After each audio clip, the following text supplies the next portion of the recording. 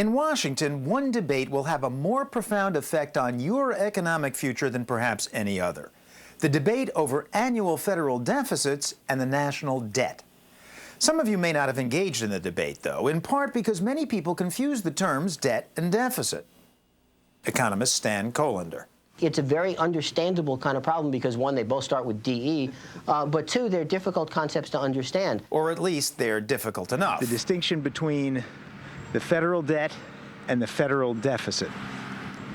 The federal debt and the federal deficit. I don't know. I'm not sure. I'm a science student, so. Federal debt, federal deficit. What's the difference? What's the difference between the federal debt and the federal deficit? Debt and deficit. Good question. Not a clue. Not a clue. Honestly, no idea. I don't know. I've thought about that a little, but I've never really researched that. But one student knew the distinction so well, she even had an image for it. I think you could describe the debt as being similar to a hole in the ground that you dig out yearly, and the amount of dirt that you dig out is what the deficit is in a year, and then the hole, as it gets bigger and bigger, is what the debt is. Visualizing this, the deficit is the shortfall in any single year between federal income and federal spending. The debt is the cumulative hole we're digging for ourselves by running years and years of deficits. When Uncle Sam runs a budget surplus in any given year, he's reducing the debt, filling in the hole, but that's only happened 5 times in the last 40 years, 4 of them at the end of the Clinton administration in the 90s, before 9/11 and the Bush tax cuts. In general, the hole's gotten deeper and deeper ever since the country was born. Starting with $75 million back in 1791, the federal debt held fairly steady into the 19th century. Surpluses almost eliminated it by 1835. But deficits to pay for the Civil War increased the federal debt past the billion-dollar mark in 1863, where it pretty much leveled off until the U.S. entered World War I in 1917.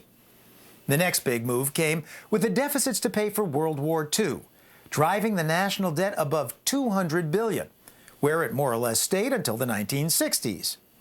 We went further into hock in the 70s, and in the 1980s, the Reagan administration both cut taxes and increased spending, resulting in heftier deficits and an increasingly steep rise in the debt that passed $1 trillion in 1982 and has just kept going since. Borrow up to $100,000 or more. In 1990, I tried to dramatize the process to my generation by playing the role of the U.S. government on public TV, applying for a loan at the widely advertised lender of that era, the Money Store. If you need money for any reason at all, the Money Store is the place to go. What is your name? Paul Solomon, but I'm actually here on behalf of the United States of America. The United States of America. How much do you want to borrow? Today, we need about $10 billion. $10 billion. $10 billion? How long do you need it for? 30 years. We'd like to borrow it for 30 years. What is the total amount of your debts outstanding? Actually, just over $3 trillion. $3 trillion. That's a lot of money. May I ask what your income is? Income's about $1 trillion a year. And what are your expenses? About $1.2 trillion, something close to that, yeah. You're running into a deficit each year. Yeah, that's right. That's right. Actually, for the last 10 years, we've been running into one pretty consistently. Yeah. Well, if you're running into a deficit, how do you anticipate being able to repay the $10 billion? The idea is that over time, expenses would go down, and the economy would grow, and so we'd take in more in taxes and balance the budget, ultimately. Indeed, this is just what defenders of the debt say. Don't look at the absolute amount of debt, the red line. Look instead at this green line, the debt as a percentage of the economy as a whole. Here and historically, the economy is represented by gross national product, or GNP, a close relative of the number we now use, GDP. As you can see, when comparing these two different measures, the debt climb of the last 50 years looks a lot less dramatic. On this chart, you can see spikes for the Civil War, World Wars I and II, The Reagan run-up seems modest by comparison. I'll buy whatever you got. I'll buy whatever you got. Now, the way the U.S. actually covered its annual deficits wasn't to borrow from the money store, but, as it always has, from investors via the bond market. Annual deficit of $200 billion in 1990?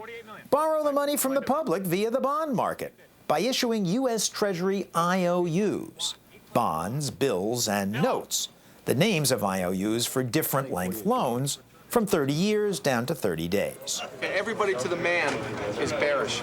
The IOUs were then, in the 1980s, and are now, auctioned off to investors. That's what these bond traders were doing, buying IOUs for Japanese investors who owned this firm and were willing to lend to the U.S. if the interest rate was high enough. Hey, 4 bonds, I'll 4 bonds. In the subsequent half-dozen years, the early 1990s, both expenses and the economy grew, but expenses grew faster. As Uncle Sam sold more and more IOUs to cover his deficits, he continued to increase our cumulative national debt.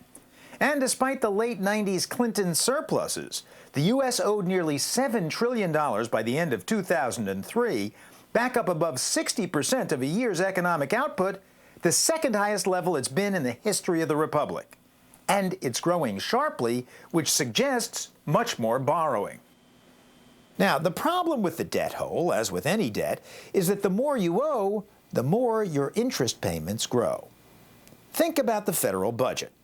The more interest payments Uncle Sam has to make on the national debt, the less money available for everything else.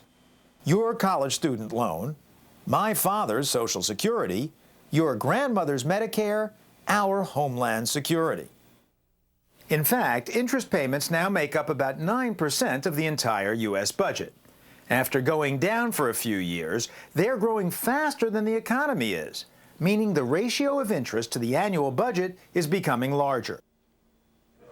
There's also a second problem with a growing federal debt. When the government borrows heavily, it competes with private borrowers, like businesses, and crowds them out. Because, says economist Robert Reischauer, the government is borrowing from the same pool of money the businesses are. It takes some of that available pool to finance the difference between federal spending and federal revenues, leaving less available for private businesses. Many economists believe that in running deficits, governments compete with private businesses for the world's money, and in so doing drive up interest rates. That in turn makes long-term business investments less attractive, since all else equal, they have to be more profitable to pay off the interest on their debt. But some other politicians and economists argue in favor of deficits. The argument for the tax cuts of President George W. Bush, for instance, especially his tax cuts on business, was that they would stimulate investment and thus long-term growth more than they would stifle it with increased deficits. It is true, on the one hand, that deficits put modest upward pressure on interest rates. On the other hand, this tax change the president has proposed increases long-term growth. We think that the effect of the economy of the growth effects of what the president's proposing outweigh the effects of the deficit on interest rate. But so what if robust long-term growth doesn't materialize after all? Who cares? You do, says Robert Reischauer, or at least you certainly should. Students should care more than people my generation should care, because they will live with the consequences of the fiscal irresponsibility of their fathers and grandfathers. In fact, Robert Reischauer, I, and the rest of our baby boom generation are your fathers and grandfathers. And not only has Uncle Sam been borrowing to give us tax cuts, we're about to retire in record numbers, which Uncle Sam will have to borrow more to pay for. Again, if the economy grows even faster, no problem. But if it doesn't, interest payments will eat up more and more of the budget, and at some point, your taxes will presumably have to be raised to pay for him and me. Meanwhile, in the time you've been watching this video, the national debt has gone up about $10 million. The hole some $10 million deeper than when we began this about 10 minutes ago.